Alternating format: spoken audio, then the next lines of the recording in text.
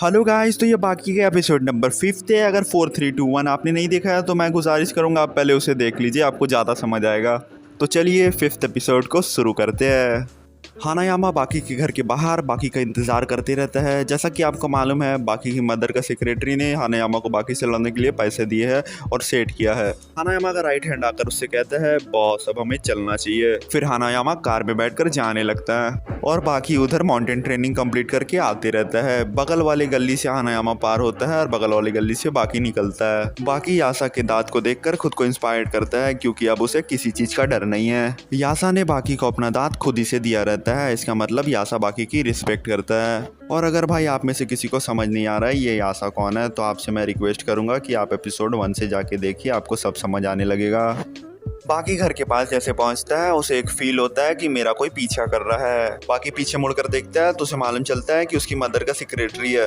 और सेक्रेटरी कहता है, वेलकम बैक बाकी, आपको सेफ देखकर हमें खुशी हुई नहीं। और कहता है, आपकी मदर ने आपको याद किया है। बाकी अपने मॉम के सेक्रेटरी के साथ अपने मॉम के विले में पहुंचता है। उस वक्त बाकी की मॉम अपने घर के थिएटर में यूरी चकाचकी का मैच देखती रहती है। बाकी की मॉम बाकी को चुम्मी वेलकम करती है तो उसे रियलाइज होता है कि बाकी का साइज काफी बढ़ गया है। बाकी की मॉम बाकी से कहती है, तुम काफी मोटे लग रहे हो बाकी। बाकी कहता है, नहीं मैं बड़ा हो गया हूँ मॉम। बाकी की मॉम कहती है, तुम्हें उस लंगूर से लड़के काफी फायदा हुआ, मुझे ऐसा लग रहा है। बाकी कहता है, अपनी मॉम से हमेशा की तरह आपको न्यूज़ तेजी से मिल जाता है। बाकी जाकर अपने मॉम की चेयर में बैठ जाता है तो उसकी मॉम उससे कहती है, तुम उधर लंगूर से लड़ रहे थे और इधर दुनिया आगे बढ़ रही थी। यूरी चकाचकी का विनिंग मैच हाईलाइट में देखते रहती है। यूरी का अपोनेंट यूरी पे बहुत सारे अटैक करता है, लेकिन यूरी अपने क्विक रिफ्लेक्सेस से डॉज करता रहता है। यूरी सही एंगल क्रिएट करके अपने अपोनेंट की जबड़े में एक ऐसा पंच मारता है जिसे एक ही पंच में उसका अपोनेंट नॉकआउट हो जाता है। बाकी की मॉम बाकी से पूछती है, क्या तुम ऐसे अटैक से डॉज कर पाते बाकी? सेक्रेटरी कहता है, ये मैच जीतने के बाद यूरी ने अनाउंस किया है कि अब वो हेवीवेल्ट सर्किट को चैलेंज करेगा। और कहता है, हेवीवेल्ट सर्किट मैच के लिए यूरी ने अपना 2 महीने में 15 किलो वजन बढ़ा लिया है। वजन बढ़ाने के बाद भी उसके क्विक स्पीड में कोई फर्क नहीं आया है। बाकी की मॉम बाकी से कहती है, तुम्हारा राइवल तुमसे काफी आगे निकलता जा रहा है बाकी। बाकी कहता है, हाँ ये यूरी बहुत ज्यादा स्लो है। बाकी कहता है, जिस यूरी को मैं जानता था वो इस यूरी से 5 गुना ज्यादा फास्टर था। उसका पंच देखने में बुलेट सा लगता था, लेकिन इसका सारा पंच लगता है स्लो मोशन में, मैं देख रहा हूँ। बाकी की मॉम इनडायरेक्टली अपने सेक्रेटरी से कहती है कि यूरी को बाकी से फाइट के लिए सेट करो। बाकी की मदर का सेक्रेटरी यूरी चकाचकी को एक रेस्टोरेंट में बुलाता है और यूरी को 100 मिलियन यन यानी 6.5 करोड़ रुपया देते हुए कहता है कि हम चाहते हैं कि तुम एक खास बच्चे से फाइट करो, जिस बच्चे के साथ तुम 3 महीने पहले फाइट कर चुके हो। यूरी कहता है, मुझे नफरत है वो सारे जापानीज इंसान से जो सोचते हैं पैसा दिखा के हम किसी भी इंसान को बेंड कर सकते हैं। यूरी कहता है, मुझे मेरी जिंदगी में सिर्फ एक ही गोल डिराइव करता है, वो गोल है साबित करना कि ज़गीर लोगों का ब्लड इस दुनिया में सबसे महान है और मुझे अपने इस गोल के लिए हेवी वेल्ट बॉक्सिंग टाइटल जीतना है। और जब मैं जीत जाऊंगा तो दुनिया में सबसे स्ट्रॉन्गेस्ट फाइटर के नाम से जाना जाऊंगा। सेक्रेटरी कहता है, ऐसा नहीं होगा, तुम वर्ल्ड के बॉक्सिंग चैंपियन बन जाओगे लेकिन तुम वर्ल्ड के स्ट्रॉन्गेस्ट फाइटर के टाइटल को क्लेम नहीं कर सकते। यूरी पैसा लेने से मना कर देता है, लेकिन बाकी से लड़ने के लिए रेडी हो जाता है। बाकी की मदर का सेक्रेटरी जाके हानायामा को समझाता है कि पहले यूरी और बाकी फाइट करेगा, उसके बाद फिर तुमसे बाकी फाइट करेगा, तो प्लीज़ पेशेंट रहना कहता है। हानायामा पूछता है, क्या योजिरो हानमा आएगा? और जिसे मालूम नहीं उसे बता दूं, योजिरो हानमा दुनिया का सबसे स्ट्रॉन्गेस्ट मैन है और बाकी का बाप भी है। और सेक्रेटरी कहता है, अगर तुम बाकी से जीत जाते हो तो योजिरो तुम्हारे पास पक्का आएगा। और कहता है, यूजिरो की ज़िंदगी में फाइटिंग सबसे पहले है, उसके बाद ही यूजिरो का ध्यान वाटर, फूड और वोमेन पे जाता है। तो हानायामा मुस्कुराने लगता है और सोचने लगता है कि तब मैं बाकी से कब लड़ूं वो मैटर नहीं करता। और हानायामा जोर से कह देता, मुझे परवाह नहीं। तो सेक्रेटरी पूछता, क्या परवाह नहीं? तब हानायामा का राइट हैंड कहता है कि हमारा बॉस जिससे जब फाइट करने को चाहे तब करता है, हम लोग अपने हिसाब से चलते हैं। दूसरी तरफ Yuri world heavy weight championship के लिए खुद को ट्रेन करते रहता है। यूरी से फाइट करने के लिए बहुत सारे फाइटर खुद को वॉलंटियर करे रहते हैं। यूरी कहता है, मैं इन सभी को पीटूंगा, वैसे ही बाकी आ जाता है। यूरी बाकी से पूछता है, क्या तुम मुझसे लड़ने आए हो? बाकी कहता है, नहीं। बाकी कहता है, मुझे तुमसे कुछ बात करना है। हर कोई मुझे तुमसे लड़ाने की कोशिश कर रहा है, लेकिन वो लोग बात नहीं समझ रहे हैं। वो लोग ये सोचते हैं कि स्पोर्ट और फाइटिंग सेम है, लेकिन मुझे ज़रूर लगता है कि तुम समझोगे कि सेम नहीं है। यूरी कहता है, तो इसका मतलब तुम कहना चाह रहे हो कि बॉक्सिंग रियल फाइटिंग नहीं है? बाकी कहता है, सॉरी लेकिन बॉक्सिंग कुछ ज़्यादा ही इनकम्प्लीट है एक ट्रू फाइटिंग स्टाइल होने के लिए। बाकी की बातें सुनकर यूरी को सेक्रेटरी का बात याद आ जाता है। सेक्रेटरी कहता है, तुम वर्ल्ड के बॉक्सिंग चैंपियन तो हो जाओगे लेकिन स्ट्रॉन्गेस्ट फाइटर नहीं हो पाओगे। उतने में ही पीछे से एक बॉक्सर आता है और बाकी के कंधे में हाथ रखता है और कहता है तुमने बहुत कुछ कह दिया बच्चे। यूरी कहता है तुम बीच में मत आओ, वो सिर्फ बच्चा ही है। वो बॉक्सर कहता है तुमने सही कहा यूरी, लेकिन मैं इस बच्चे को कुछ सिखाना चाहता हूँ। वो बॉक्सर एक 100 किलो वाला पंचिंग बैग के सामने जाता है जिसके अंदर पानी भरा रहता है और उसको एक ऐसा पंच मारता है कि वो बैग उड़ के जाके दीवार पे लगता है छत का। और बाकी से बॉक्सर पूछता है क्या तुम्हें मेरा पंच इनकम्प्लीट लगा। बाकी वो पंचिंग बैग के सामने जाने लगता है। यूरी को बाकी का पीठ बहुत ज़्यादा चौड़ा लगने लगता है। यूरी मन में सोचता है कि बाकी 3 महीने में पूरी तरीके से चेंज हो गया है और कहता है बाकी मुझसे ज़रूर ज़्यादा ही कड़ी मेहनत करता होगा।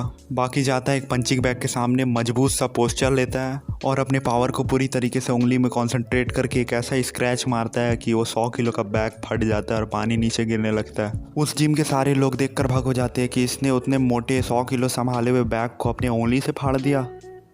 और बाकी कहता है तुम लोग ग्लव्स पहनते हो, तुम लोग लात नहीं मारते हो, तुम लोग होल्ड करने का तुम लोग के पास स्पेशल टेक्निक नहीं है। बॉक्सिंग एक सिर्फ स्पोर्ट है, कला नहीं है। इसीलिए एक बॉक्सर सिर्फ अपने बॉक्सिंग से ट्रू ग्रैपलर नहीं बन सकता।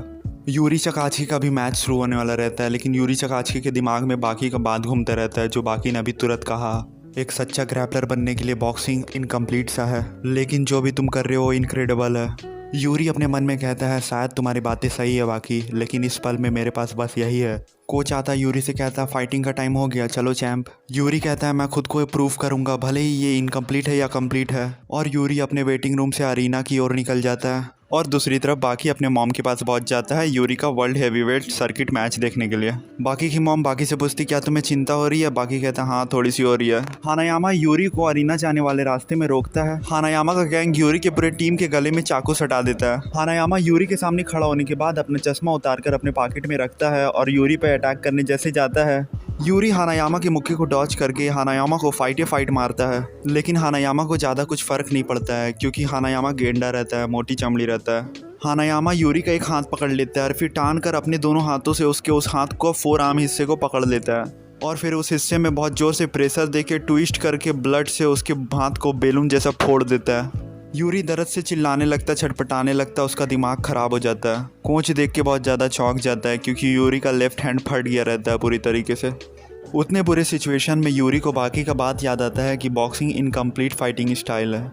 यूरी कहता है अभी मेरे गिव अप करने का टाइम नहीं हुआ और मैं आखिरी तक लड़ूंगा।